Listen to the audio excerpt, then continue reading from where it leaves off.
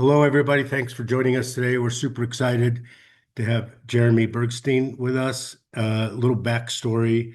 Uh, Many of you may know, I've been a big fan of OSearch, which does science research and actually captures and tags great white sharks and has a ship that travels. And I've been on the ship. It's pretty exciting. And Fisher is the founder and a very good friend of mine. And several months ago, Chris let me know that he was engaging PostPal and Jeremy in this project to help socialize the success that OSearch has had in helping the abundance of the oceans. And that's a story for another time, but he's actually had huge impact over the last 20 some odd years and repopulating the ocean with fish. But Jeremy has an interesting approach of engaging uh, people, not only children, but adults and families that are interested in the science and through a unique method of old school postcards and so forth. And you're going to learn more about that in a minute.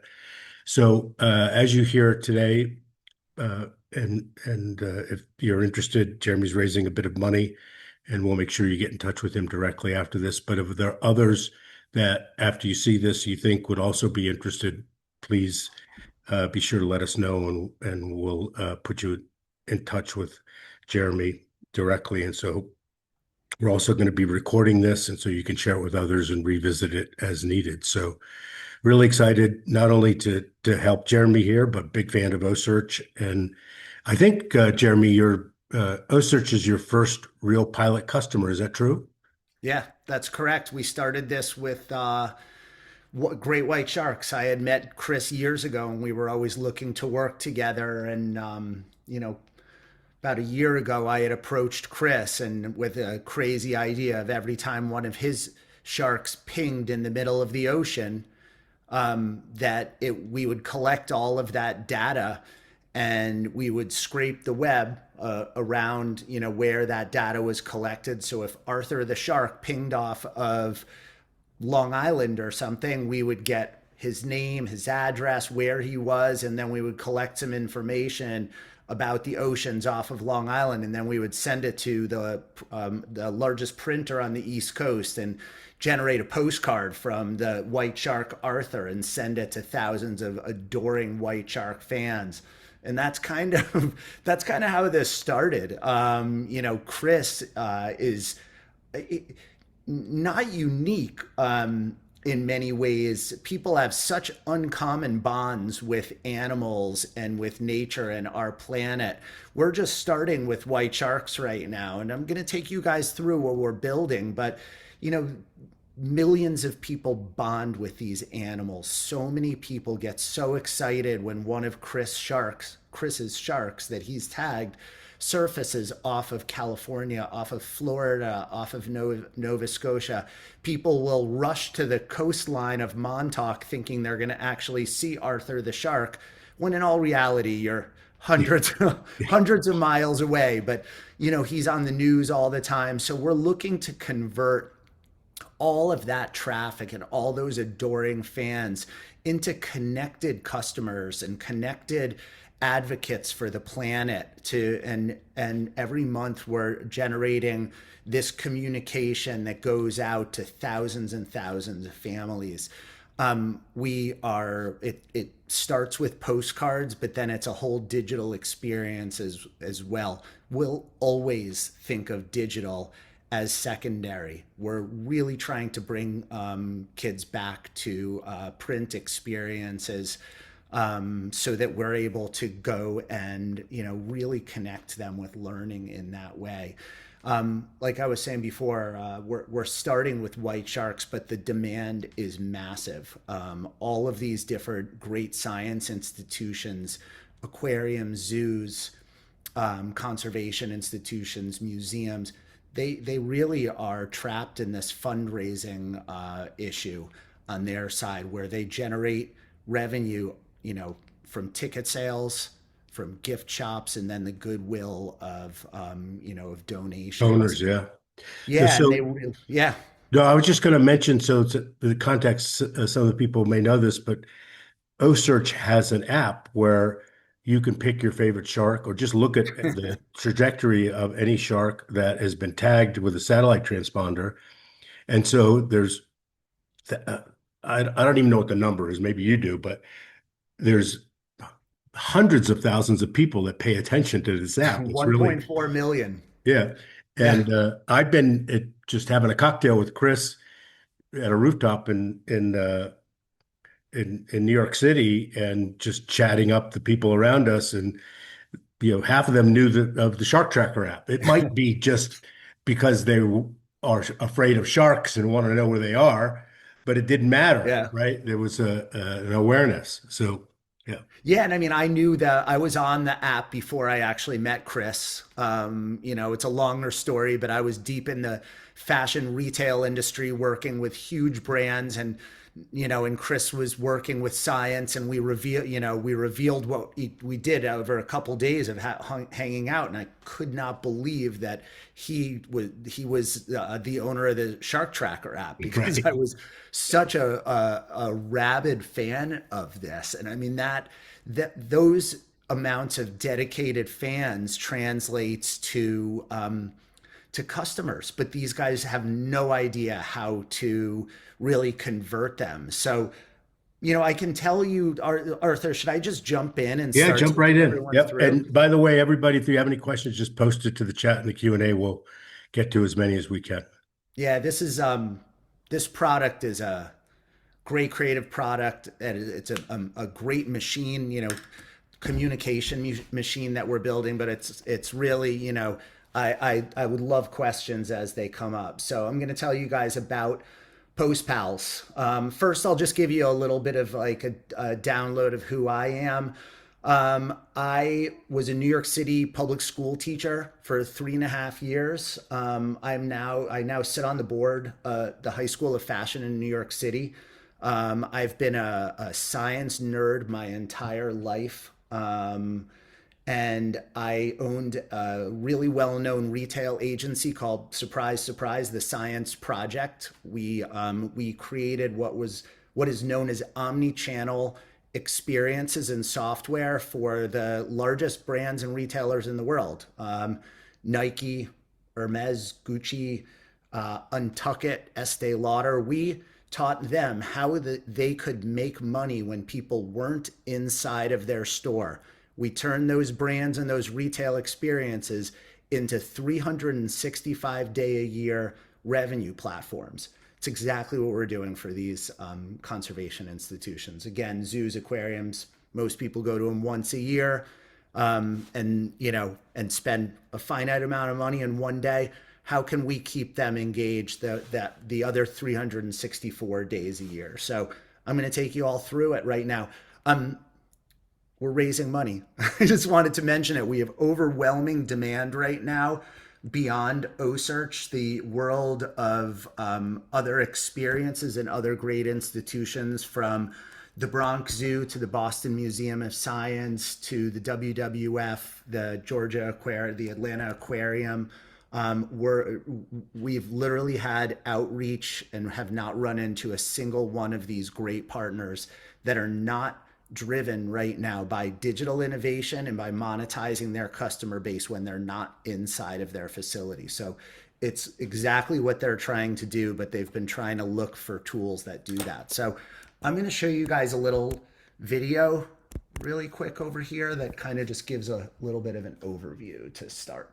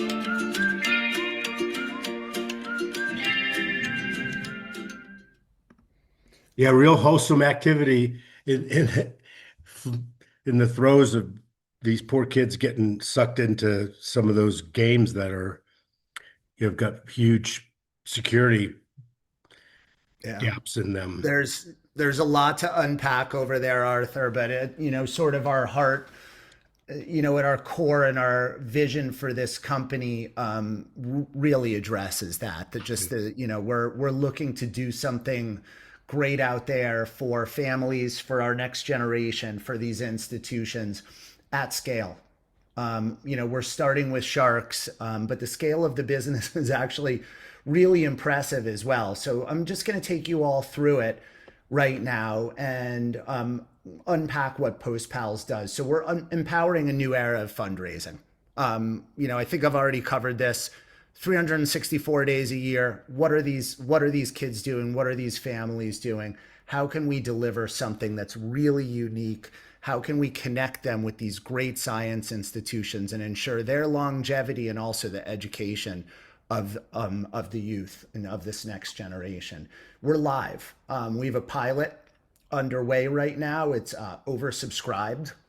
You do a pilot to test out how people react to it, and you always have to make adjustments. You're always looking for about 50% of the people saying, I think you got something here.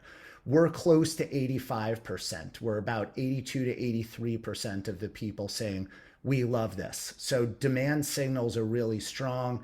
And we also have these other tier one institutions lining up, and long and short of it is that's what we're raising money for, to bring on the Boston Museum of Science, the Bronx Zoo, et cetera. So we're unlocking the world's most powerful stories. They're locked up inside of these four walls over here in these locations. How can we get them out and communicating with their millions of adoring fans year round? So the ecosystem, 195 million annual US visitors to the physical locations. That doesn't even take into account their own digital platforms, their Instagrams and their TikToks.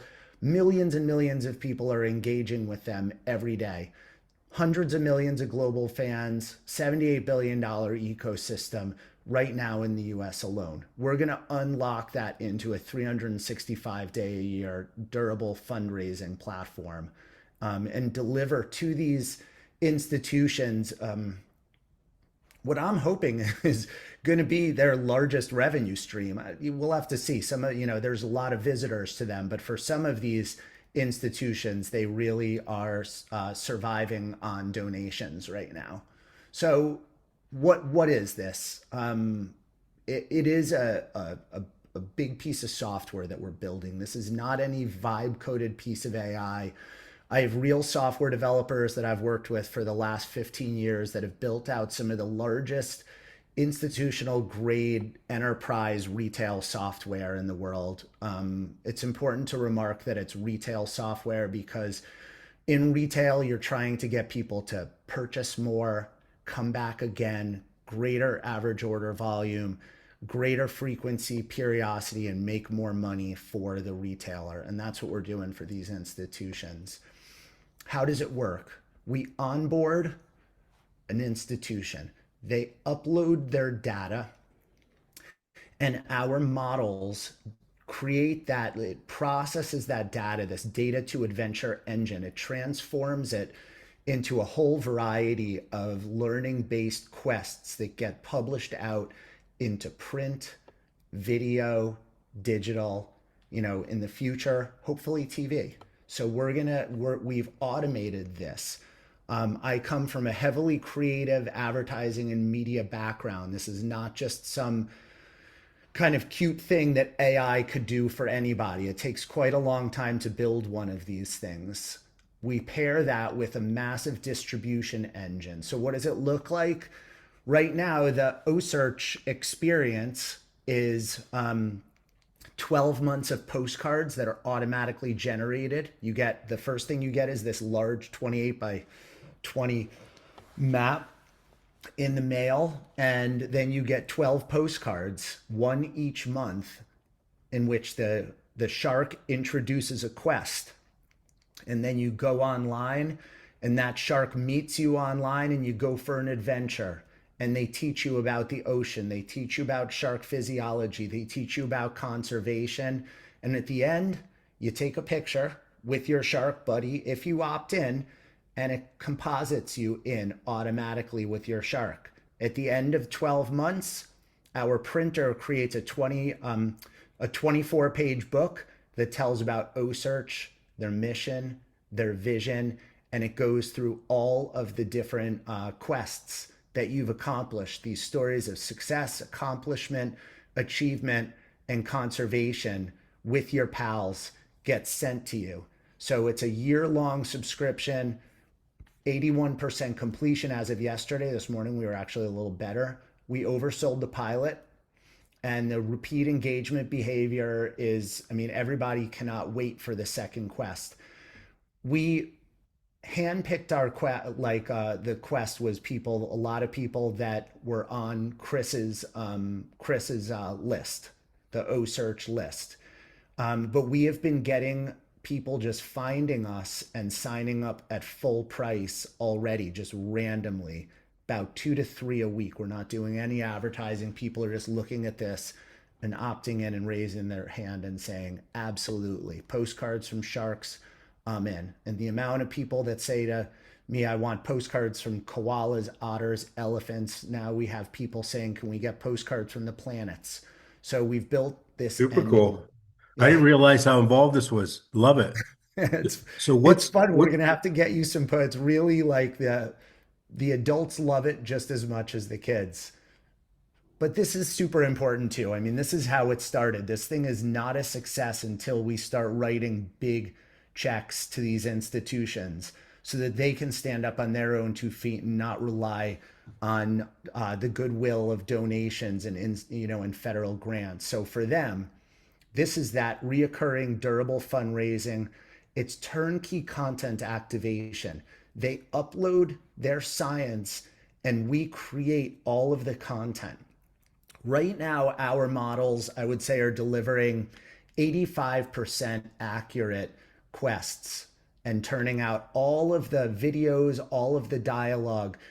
As everybody knows right now, these AI models are getting just better and better and better. So we'll be able to, continue to improve that so that this sort of machine is automated, if you will. And by the time we get to, zoo or aquarium number 15 or 16 or 20, we'll just be able to have forms where you could upload all of your data and it's going to turn out a whole world of all of this great media. And then we send it out every month, from emails to postcards to these digital quests.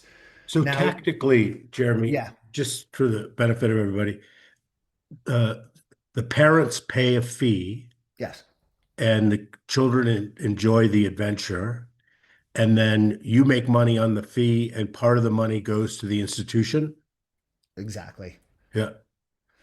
Exactly. And we've got a whole communication, channel for the parents. In case if you don't remember, the first thing I told you guys, I was a school teacher many years ago, Yeah. and I was a pretty good school teacher. Had a lot of fun in the classroom. I had some issues. I remember when I first started, and I remember my principal saying, "Just engage the parents."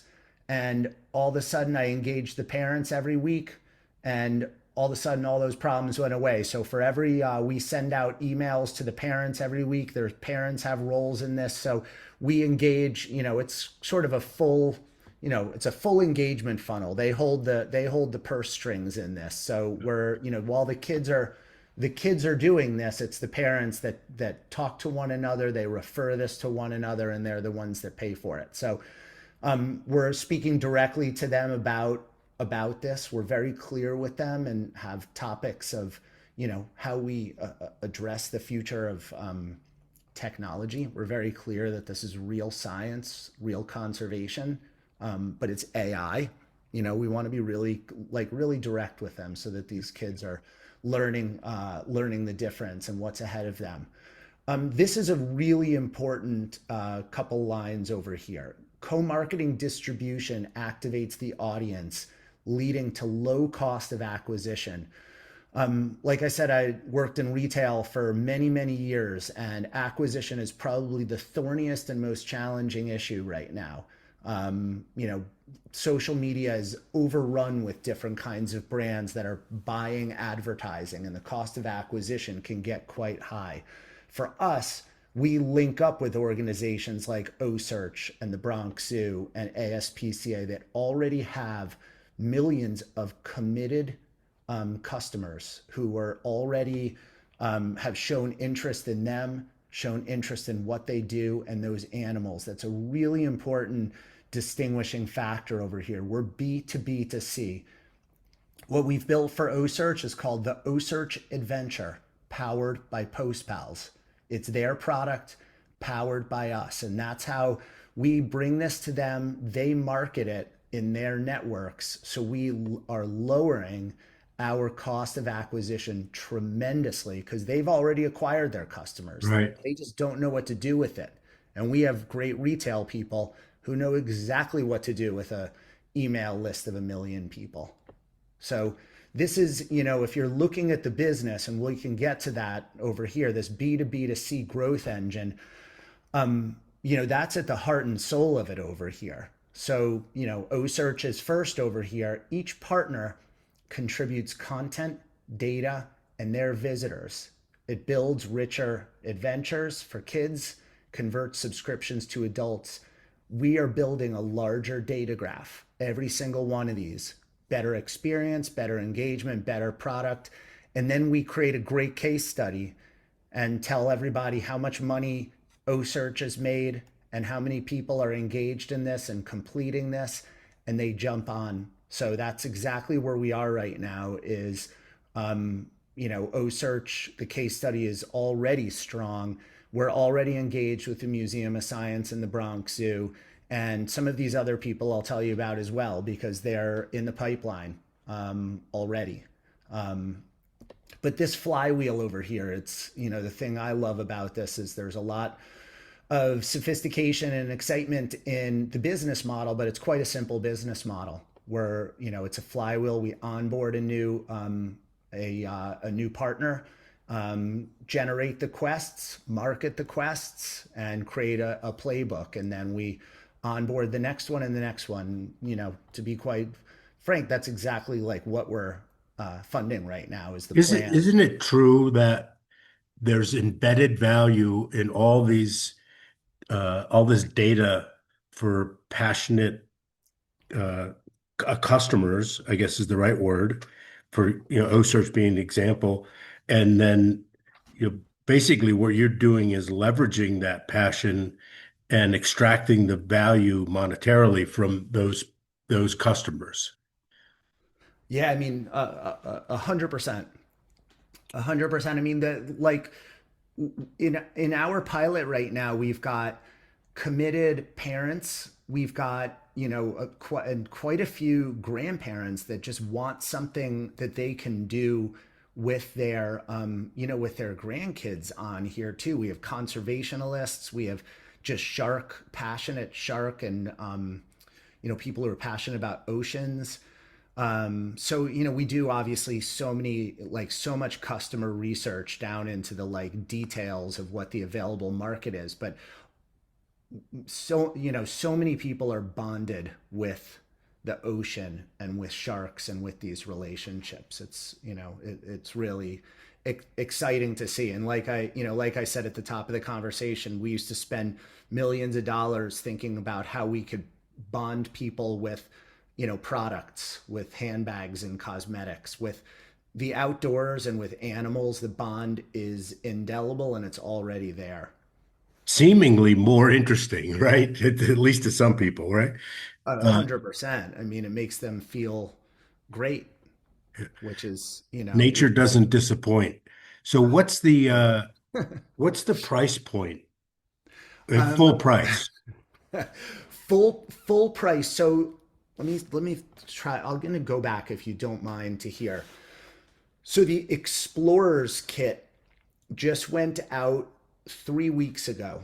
It is a 28 by 20 map. that you see over here. There's actually one of them behind me, but I realize I have a background on. It's a big, beautiful map, double-sided. Um,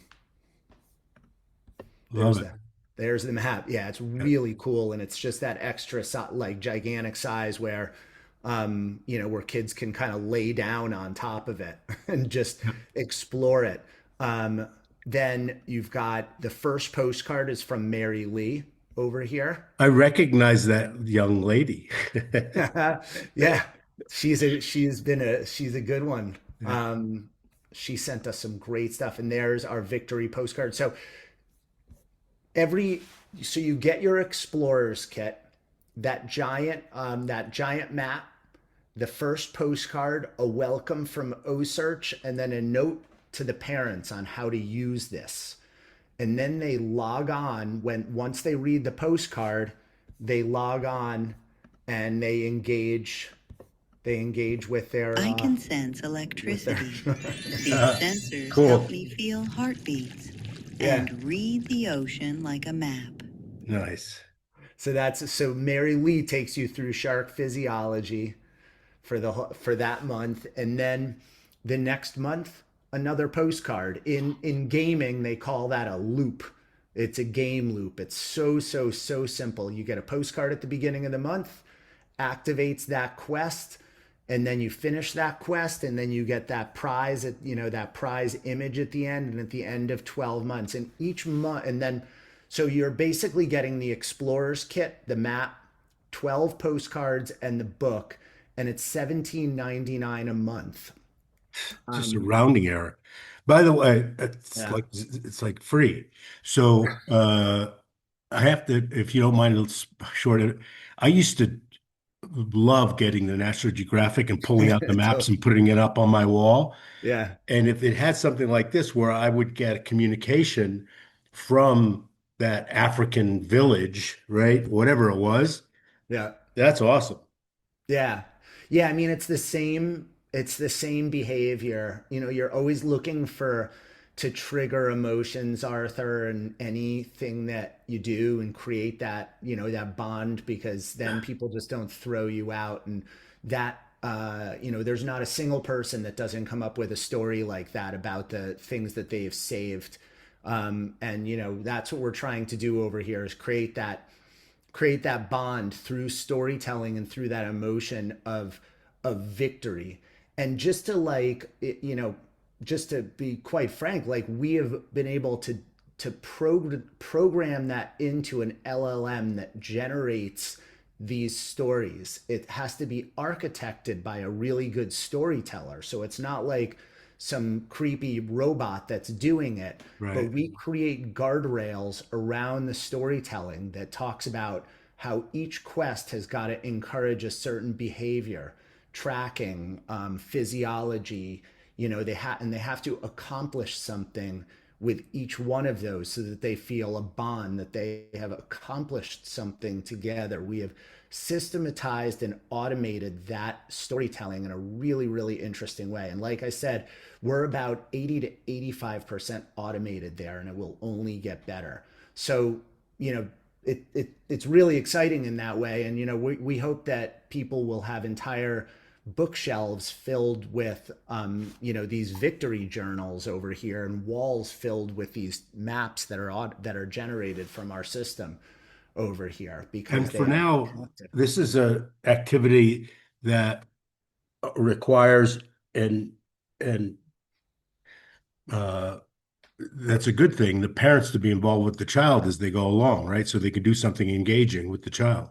Correct. And I mean, that's, our phase one is addressing an age band of 5 to 9 year olds. But as you can imagine, again, our models are able to adjust from, young 5 to 9 year olds to like a 10 to 13-year old. So my son is a science junkie, and he's a little bit older over here. Instead of pulling, very basic information about shark physiology, we would be able to pull the latitude and longitude that Mary Lee is at, and current NOAA weather conditions from where she's at, and be able to tell much more interesting stories for older age bands. Very So cool. yeah, so that's the idea, is that we're able to spin out many different products from the science data and from these partners that we're partnering up with. This is not just a kids brand. We're launching like that right now, but we will be spinning out new products. So the answer is probably yes. Is it easy for a grandparent? Like this would super cool for a grandparent to, out of the blue, send this to one of their grandkids, engage the parent. I'm Uh, trying to think of, like, I have some quotes. I don't want to like bring up my email in the middle no, of no, this yeah, but we're getting emails and quotes literally daily from parents and grandparents. I loved like this one. We loved the experience. She loved learning from Mary Lee. As soon as her dad was home, she did it again. Thank you for creating this. And I mean, we're getting several of those every day. So we look for the validation from both sides, right? The supply and the demand. yeah. Are there plenty of partners that are dying to do this? Yes. This is from Chris, but this has been validated from so many different institutions. Like, they all need it. They're all struggling with the federal pullback of funds, and only monetizing their customer once or twice a year. They all need this fundraising infrastructure that helps them to raise money year round. And then for us, like, the big test was like, we think people are going to want to do this. We think that they're going to want to get postcards from sharks. And I mean, I was sending them to people and getting, and doing some quizzes and some local tests to test it. And everybody was telling me that they loved it, and we were getting, good answers. But this was the big test with the pilot, with a whole bunch of people. There are some people in there that Chris and Nicole knows, but it's largely just from their database, which is how we're going to be converting it with everybody, is marketing to their database, and everybody right now loves it. So this was the big validation that we were looking for, is that the supply there and the demand there, and we're seeing that. So Is that's, the is yeah. the onboarding pushback? Uh, let me ask it this way: these institutions aren't paying for a pilot, right? I'm assuming that's true. They're not. No, no, no. They're not paying for the pilot. They're Yeah, gonna. We do ask them for nominal fees depending on the size of the institutions to ensure their commitment. But right. Just you know, serious money, right? Something that, yeah, yeah, yep. yeah. And so when you're onboarding, the cost associated with onboarding, and part of the reason why you're raising the capital is what's the crossover point, do you think? I mean, that's probably a hard prediction, but are you after 6 months, are you in the money after your expenses associated with onboarding a institution? Oh, I mean, it should be a lot sooner than that. Yeah, That we've built the engine, and I don't have our onboarding process on here, but that's the name of the game over there. We're really a SaaS company with some print cost of goods sold attached onto it. yeah, And we hope to be 80 to 85%, 80 to 85% margins over the next 24 months. But we will continue to automate and automate and make that onboarding faster and faster and faster, creating forms that allow them to, you know, fill in your science, fill in your mission, your vision, upload, any creative that you have, and we'll just be able to plug those things into the models that we build. And because we come from an agency background, in many ways, we're going to understand the details around that in a really, really unique way that just will not be replicated. Nobody is going to trust their brand and their vision, and their mission and their science to just a random AI model, or right. somebody who decides to, copy our software. Like, we've got teachers, we've got scientists, and we've got like brand creative and retailers on our staff that are sort of purpose built to be able to do this. Yeah, very cool. It seems So like you said, everybody that you've talked to, brand wise, it's got to be an easy yes. Now what, right? totally. That's exactly right. And I mean that's like that, this is where we're at right now. We're launching with O Search over here, and like I mentioned, these are at our we're at the proposal phase with the Boston Museum of Science and the Bronx Zoo. Ecotarium not far behind. ASPCA is he's on our advisory board. We have introductions to WWF, that's the largest in the world. And then we've spoken with these guys. The Met and MoMA reached out to us on unsolicited because they had heard about this through a friend of mine. They all need a way to raise money year round right now.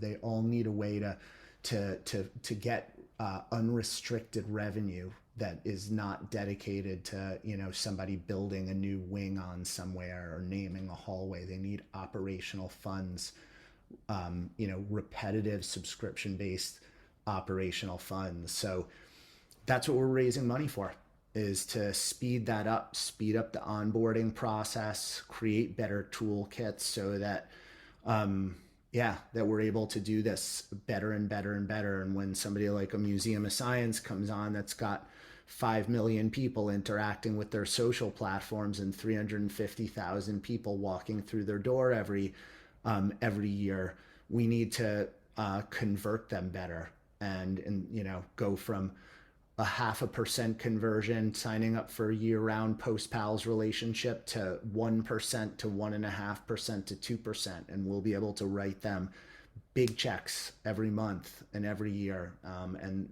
this business will be a really, really profitable business. So So aside from the at scale having an 80% margin, and you don't have to reveal your secret sauce, but is it fair to say, $2 or $3 of the 17 a month is going to end up at the institution?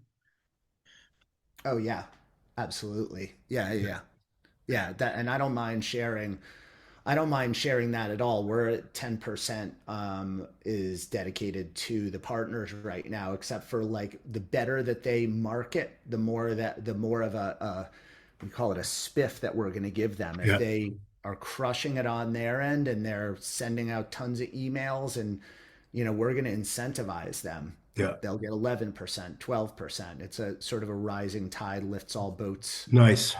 calculus. Very, very cool. So yeah, that's really the business. And market sizing is kind of speaks for itself. There's massive amounts of visitors. Our TAM is this multi-billion-dollar audience ecosystem that are engaged with museums, zoos, aquariums. And then if we look at the top institutions, really like the Bronx zoos and the ASPCAs and the O searches that have real science, real commitment to conservation, um, also have really good lists. We want them to have like really good data footprints. Like we could run into the coolest science around that's working, with great animals, and 10 people follow them. Those are not Yeah. institutional partners for us. So it's a B2B to C. We have to lock up really good institutional partners. So, and we're looking to capture our first 10 partners, and then little by little, our margins get better, our cost of acquisition gets lower, and we're looking at some really promising numbers. So, I'm happy to take anyone as a follow up through the specifics of the numbers. But the exciting thing these days also is just we're able to be just so capital efficient. We've built what with under $80,000 already. So I've been a small business owner for many, many, many times. So we're really, really, really good with cash, and you don't have to go out and hire tons and tons and tons of people these days because of the tools that are out there. It's amazing. What a time Yeah, to be alive. You can yeah, build stuff so yeah, efficiently. it's so efficient. I mean, what we've been able to do in less than a year is shocking, and we're able to really focus on the experience of doing this and marketing better, onboarding better and better partners. So yeah, the sort of capital strategy for us is not what it used to be, where you would raise a bunch of money and just go out and hire a bunch of people. Now it's hiring these sort of multivariate, incredible operators that know how to use amazing tools. Our intent is to stay really lean and mean, and so that we can keep our costs really low, and yeah, and be able to move Margins quickly. high. That's What's the right. structure of the a million and a half? Is it a convertible note? Is it a It is, yeah, it is. It's a convertible note. Right now we're a little over a third of the way,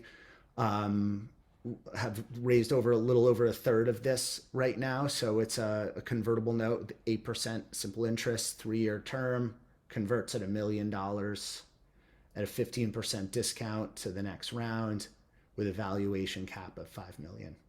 yeah, pretty straightforward? Yeah. Nice. Yeah. Yeah. Yeah. Is there that's we could go into team or anything like that if you want to see more, Yeah, or just look at the team questions. real quick and then we'll wrap it up. But and then we'll make sure Yep. everybody gets in touch with you. So that's me. Great CRO who he specialized and just sold a business in CRM and data, converting customers into converting people into customers. So handpicked him. He was who I worked with for years, because people would be like, "Great idea, Jeremy. Now let's make some money." And I would bring in Nick's company customer portfolios. Just had so he's as good as it gets.